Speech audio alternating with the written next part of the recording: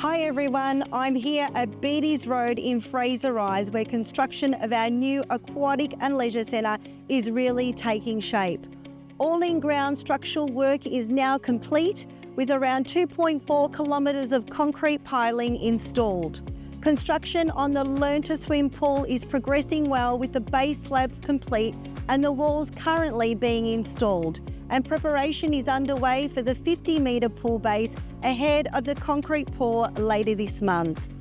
Above ground construction has started on the main building, including the installation of precast wall panels and the level 1 slab, and major works will progress over coming months.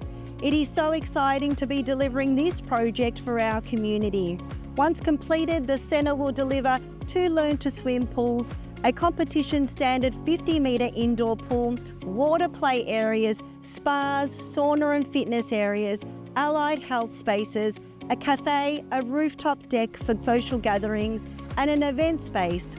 It will also include Australia's first ever water sensory space, a calm and welcoming experience for people with diverse access and sensory needs. Council is proud to be funding this project, supported by a valued $15 million contribution from the Australian Government's Thriving Suburbs Program. The new Aquatic Centre is on track for a 2028 opening. You can follow the progress of the project at our website.